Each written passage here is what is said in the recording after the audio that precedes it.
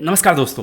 इस वीडियो के अंदर जितना भी समझाया जाएगा, जितना भी हमने देखा, अगर मैं इस वीडियो को स्टार्टिंग से बनाता, ठीक है, बैकग्राउंड में नहीं करता कुछ भी, बैकग्राउंड में नाम नहीं ढूंढता, कॉम्बिनेशन नहीं सर्च करता, तो एक वीडियो के अंदर 25 से 30 मिनट लग जाते और आपको मिलता डीप एनालिसिस। तो इसका मतलब ये नहीं है कि हमने वीडियो का जो टाइम है वो छोटा रखा है, तो इसका मतलब आपसे एनालिसिस छीन लिया हमने। वही एनालिसिस लेकिन थोड़ा सा रिजल्ट ओरिएंटेड रहेगा। इसके बारे में बात करेंगे डिटेल के अंदर। अभी हम दो चीज़ें देखेंगे। फंड कितना एग्रेसिवली ग्रो कर रहा है जहाँ पे उसे मौका मिल रहा है, क्योंकि लास्ट 1 ईयर में मार्केट आपको भी पता है, बैचेस में कई बार बहुत अच्छे रिटर्न्स आए हैं और कई बार बहुत घटिया। तो अपने घटिया टाइम पे डिस्काउंट भी मिल जाए कि गिरा भी है और ग्रोथ भी हुई है, तो ये कॉम्बिनेशन मैं कह रहा हूँ आपको अगर 1 या 2 म्यूचुअल फंड में भी मिल गया ना तो बहुत बड़ी बात है। तो चलिए वीडियो के अंदर चलते हैं और देखते हैं। यहाँ पे सबसे पहले अगर मैं बात करूँ तो जिन्होंने बहुत तगड़ी ग्रोथ दिखाई है, यहाँ से लेकर 15% तक की ग्रोथ, अगर एडलविस स्मॉल कैप ने बात करें तो एडलविस स्मॉल कैप ने, टाटा ने ग्रोथ अच्छी दिखाई है। DSP small cap, Kotak, Mahindra Manulife, ये सारे के सारे स्मॉल कैप फंड्स हैं। और टॉप के फंड्स की बात कर लेते हैं। Bank of India, Sundaram trust, HSBC और ITI भी है टॉप में, यूनियन, हीलियोस, बजाज, ठीक है। अब यहाँ पे ना एक चीज़ जो मैं अपनी तरफ से ऐड करूँगा वो है कंसिस्टेंसी। जैसे कि LIC का फंड बिल्कुल भी कंसिस्टेंट नहीं रहता। बेशक मुझे इस पे डिस्काउंट भी मिल जाएगा और ग्रोथ भी मिल रही है, तो भी हम इसको थर्ड फैक्टर की वजह से आपको नहीं बोलेंगे कि आप इसको लो। और मेरे बोलने या ना बोलने से कुछ नहीं होता। वीडियो कंप्लीटली एजुकेशनल पर्पस के लिए है, आपको अपना डिसीजन खुद लेना है, ठीक है। अब यहाँ पे सबसे पहले आप नाम देख लेते हैं जिन पे हमें टॉप 5 में डिस्काउंट मिल रहा है। Bank of India, Sundaram trust, HSBC। उसके बाद हमें 18 to 20% वाली रेंज में LIC, ITI, union, Helios, Bajaj, Motilal Oswal, quant के अंदर ग्रोथ देखने को मिली है। उसके बाद नीचे आप देख सकते हो 15 से 17-18% के बीच जो ये सारे के सारे म्यूचुअल फंड हैं। इसमें कुछ अच्छे नाम भी हैं, बंधन है, फ्रैंकलिन है, निप्पॉन है और महिंद्रा मैन्युलाइफ बहुत सारे लोग बाय कर रहे हैं, DSP है, कोटक है। ये वो हैं जो मैंने अपने क्लाइंट्स को भी दिए हैं, जो मैंने येलो कलर कर रखा है। ऑब्वियस सी बात है टाटा भी है, लेकिन टाटा पे अभी मैं आपको ब्रेक लगाने को बोलूँगा। क्यों? अभी आपके पास है तो रखो, 1 महीना 2 महीना और रखो, लास्ट में डिसीजन लेंगे तो आपको मैं बता दूंगा।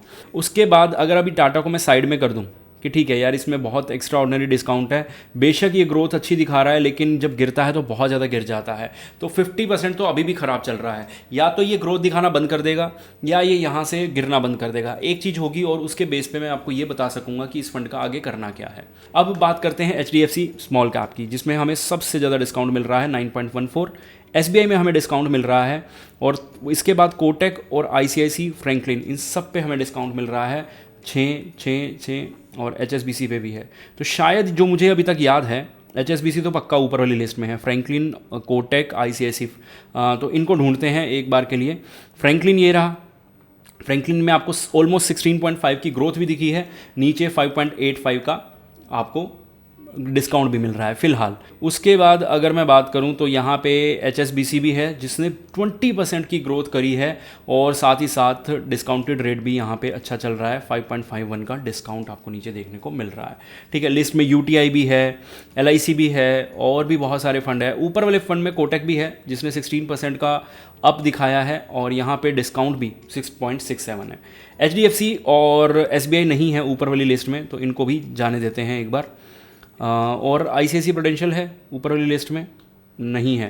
तो ICICI ग्रोथ अच्छी नहीं दिखा रहा, लेकिन डिस्काउंट अच्छा दे रहा है, तो उस डिस्काउंट का फ़ायदा नहीं है जिस पे आपको ग्रोथ ना मिले। तो पहला फंड इस वीडियो का कोटक हो गया, सेकंड फ्रैंकलिन हो गया, थर्ड HSBC हो गया। मैंने आपको बोला था कि हमें इतने भी मिल जाए ना बहुत है। देखा जाए तो चौथा फंड हमें DSP भी मिल सकता है, लेकिन इसमें 3.5% का डिस्काउंट है। और बंधन स्मॉल कैप, इसमें भी ऑलमोस्ट 3.5% का डिस्काउंट है। 2-2.5% का डिस्काउंट ज़्यादा नहीं होता ये। अब जिनमें डिस्काउंट कम है ना, उसका मतलब ये नहीं है कि फंड खराब है या अच्छे हैं, इससे कुछ साबित नहीं होता, ना ही एक शॉर्ट टर्म की ग्रोथ से। ये तो हम लमसम के लिए अपॉर्चुनिटी बनाते हैं, लमसम के लिए कॉम्बिनेशन बनते हैं, जो इस वीडियो में हमें बन के दिखा है। अगर मैं सिर्फ 3% से ऊपर की बात करूँ तो 4 फंड हमें मिले हैं इस वीडियो से। ध्यान से रीकैप करते हैं एक छोटी सी वीडियो का। निप्पॉन स्मॉल कैप जो one of the consistent mutual fund है, 3% का डिस्काउंट दे रहा है, और ऊपर ग्रोथ वाली लिस्ट में भी हमारे साथ है ये। ऊपर बंधन बंधन स्मॉल कैप रिसेंट टाइम में इसने जो रन दिखाया है वो बहुत गजब का है। अभी 3.5% का डिस्काउंट ये भी दे रहा है और ऊपर इसने ग्रोथ भी अच्छी दिखाई है। सेम डीएसपी के साथ भी है, डीएसपी भी 3.5% का डिस्काउंट दे रहा है। और सॉरी मैंने 4 फंड बोले, यहाँ 6 फंड हमारे पास हो चुके हैं। HSBC one of the best इस लिस्ट में है, क्यों?